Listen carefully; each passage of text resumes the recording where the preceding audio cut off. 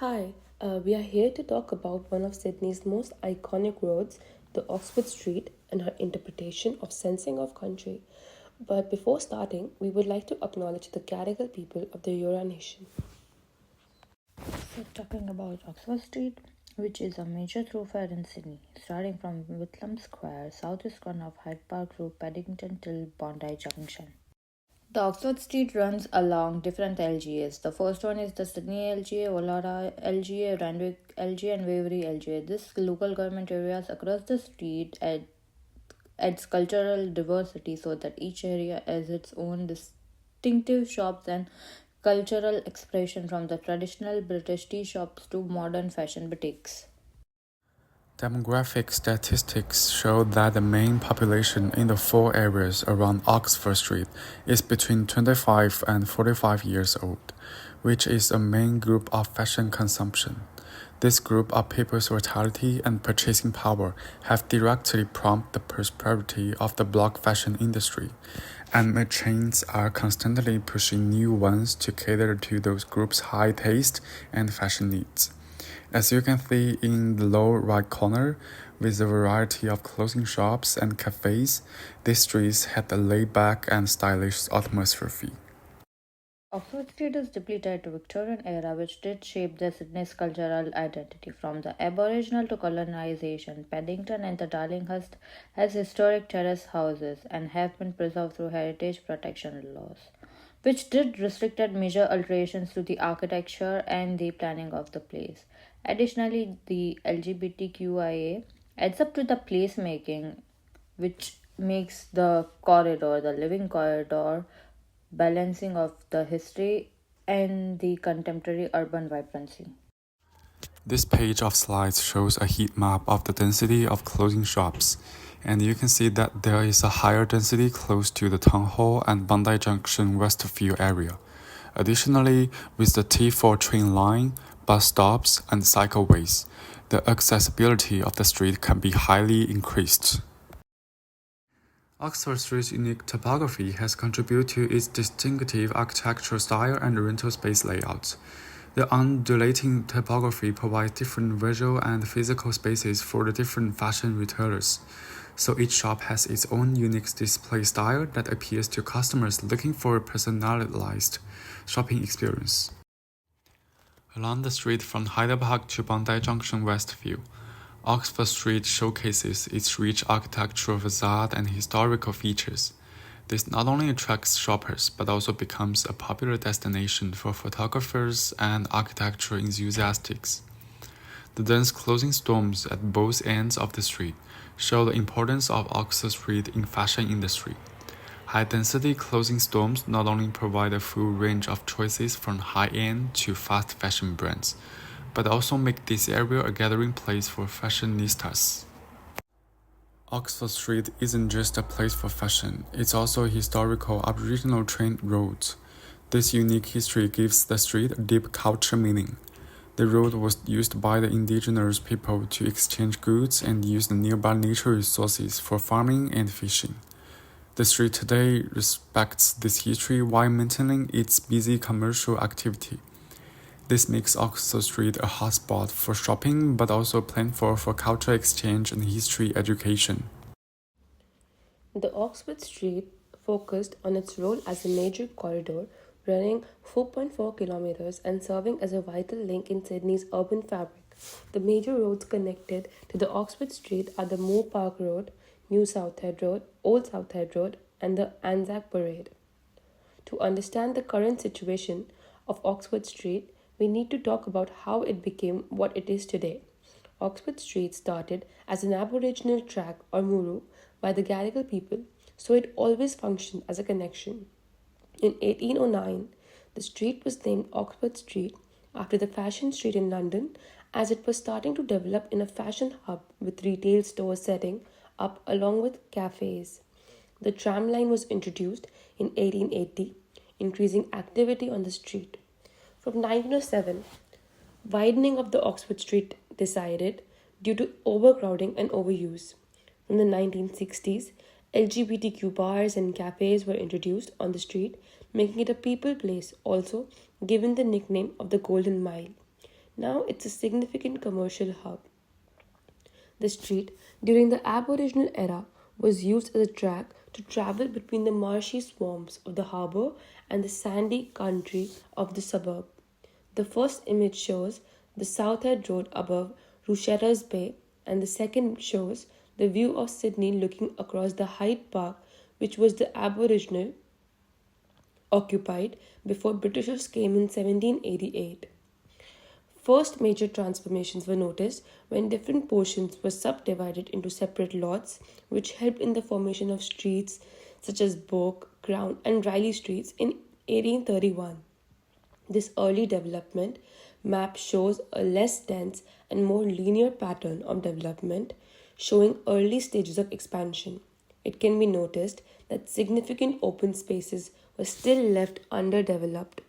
By the mid 1800s, the Oxford Street started taking shape. The expansion in 1854 notes extensive development, and the highlighted side shows increase in build form, suggesting the development of Oxford Street as a fashion street. The 1900s saw even bigger urbanization, with the study area showing complex road patterns and denser urban fabric. By the end of 1940s, most open spaces have been developed with denser built forms, establishing home to mix of commercial, retail, and residential buildings. Talking about land use before colonization, the Oxford Street was an Aboriginal walking trail of Gadigal people of Eora Nation, which followed natural ridgelines connecting Cremenalia and Tweedside across the region. The land use at the time tied to cultural practices which had minimal environmental impact, focusing on sustainability. With the British invention, the colonial land use that we say, the Oxford Street became an important connecting link between the CBD and the eastern suburb in the Sydney city. With a significant transformation, particularly after World War II, has a potential shift from residential primary use to commercial and retail use of the place. Then the Oxford Street became the bustling hub for small businesses, shops, and entertainment. The surrounding suburbs with the Victorian terrace houses catered the population boom of the region. Then the LGBTQIA hosted events which shaped the nightlife, marking the transition of mixed use, which is combined of residences and commercial activities, adding to the liveliness of the place. Today, a true reflection of urban planning and officially zoned as mixed-use area. Some of the key changes: the development of high-rise density apartment in Paddington and Darlinghurst, preserving heritage through adapted to meet the modern needs for urban living. Also, home to upscale and luxury boutiques, entertainment and restaurants, caterers and tourists. The commerce is thriving. The sustainability in land use, focusing on reducing car dependency and enhancing the public transportation and pedestrian friendly infrastructure. This shaped the future of Oxford Street as a part of Sydney's urban renewal strategies, which aimed to create balance between preserving the past and meeting the growing demand. However, the evolution of land use on Oxford Street tells a story of transformation from an Aboriginal walking trail to a colonial transport route to today's vibrant mixed-use hub. The key changes reflect the shifting needs of the population, and the street's identity continues to be shaped by its cultural significance, community engagement, and forward-looking urban planning. When analyzing Oxford Street on a micro scale, we focused on two major areas. The first section from College Street to Flinders Street is in the Sydney LGA and runs from Hyde Park, the start of Oxford Street, to Taylor Square. The second section from Green Road to William Street is Paddington in the Woolley Road LGA. And Oxford Street has a 40 km/h speed limit for the first section within the Sydney LGA. The road is a dual two-lane carriageway with a west-east bus lane and an east-west bike lane. And in the second section of Oxford Street, inside the Woolley LGA. The speed limit is 50 km per hour. This section is a dual two-lane carriageway with two dual directional bus lanes. It can be seen from the two sections in the diagrams, separately located in the two focus areas. Focus area 1 has wider carriageways and sidewalks, and the buildings on both sides are mainly mixed-use buildings with more than 3 stories. Focus area 2 has a relatively narrow carriageway and footpaths, and the buildings on both sides are primarily retail, with 1 to 2 stories. There's a good connectivity in Focus Area 1, with multiple main roads directly connected to Oxford Street and a relatively regular and straight road network. The blocks in this area are small and pedestrian-friendly. The cycle lanes and bus lanes on the roads respond to government's call to encourage citizens to choose public transport, so the accessibility is good. Within Focus Area 2, connectivity is relatively good. The roads connecting to Oxford Street consist of half main roads and half lanes. The road network is relatively narrow and windy, so there are more intersections on Oxford Street in this area. The blocks in the north of the area are small, while those in the south are larger. Therefore, overall accessibility is relatively poor. There are a few setbacks in Focus Area 1 in front of the mixed-use building, which is a public space accessible to everyone. The rest are retail stores with transparent glass windows next to the footpath, which has no setbacks and an active frontage. Focus Area 2 contains a very small number of setbacks in the private space in front of the residence enclosed by hedge.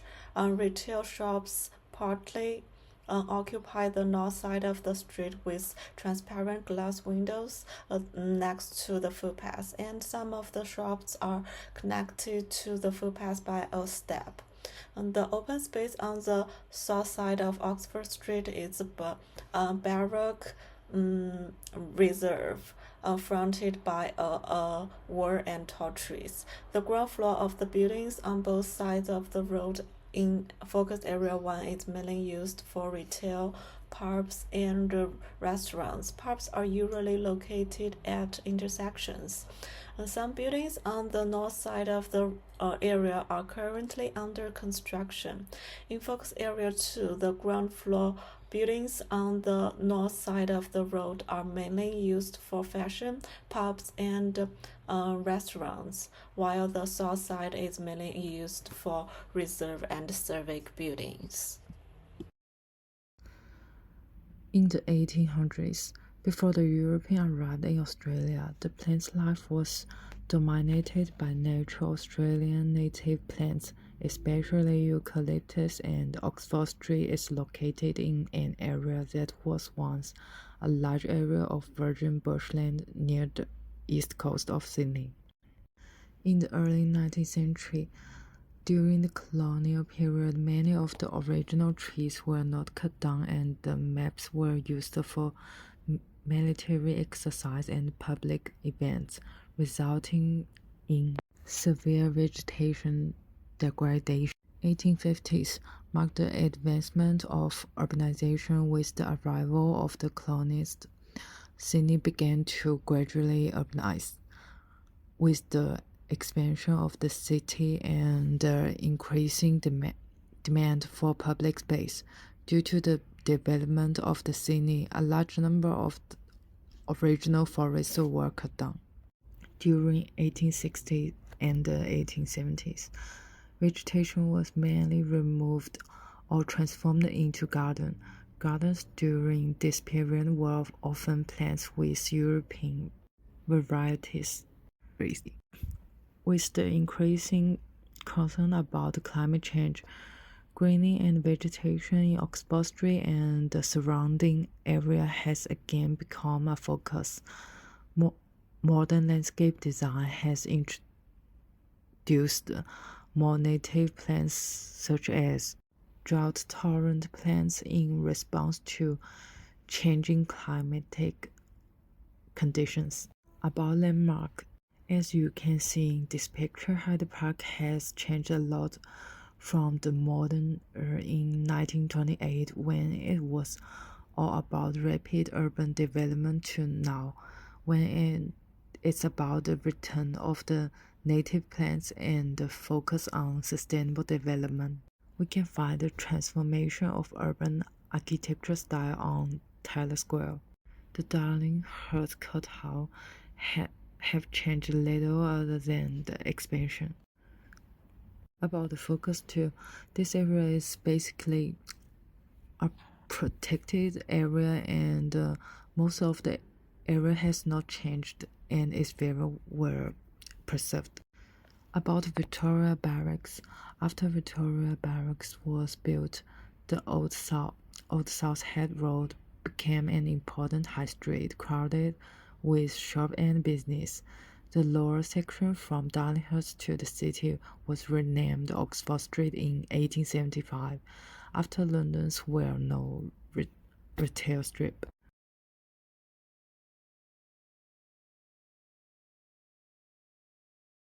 About the train infrastructure, the trams built in 1880 to make way for Oxford Street closed in 1960 and was replaced by the current transit service. And for the future plan, this cycleway will provide a safe and direct connecting between the city center and the east. And the cycleway will also help make Oxford and Liverpool Street more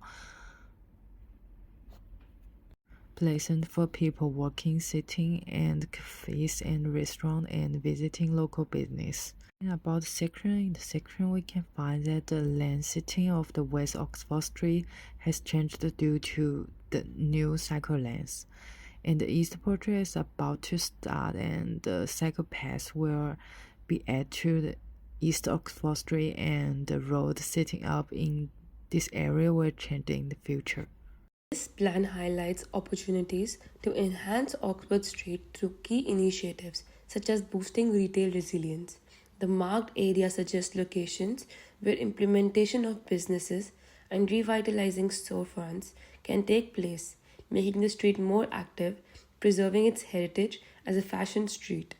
The red arrows depict implementation of better walkability and pedestrianization, creating safer and more walkable zones with expanded sidewalks and crossings. The blue line runs along the street, depicting better integration of Sydney's cycleway network by adding or upgrading bike lanes along the street. Oxford Street faces challenges like traffic congestion due to high dependency on vehicles during the peak hours with no safety for pedestrians. Another constraint is heritage protection, which limits the redevelopment with preserving history, restricting the modernization in the area. The narrow footpath and the lake in cycle infrastructure with lake of green spaces are some of the other constraints identified. Additionally, gentrification is also a challenge, leading to rising rents and commercial vacancies in the vicinity. With the way forward, the heritage protection could be addressed through adaptive reuse strategies, which allows functionality preserving the facade. And the introduction of light rail could improve the public transportation and making pedestrian as a center in the approach can address the constraints. And incorporation of urban greenery such as pocket parks, tree-lined streets, and green roofs. This would not only improve the aesthetics but also reduce the urban heat island effect and enhance the storm water management.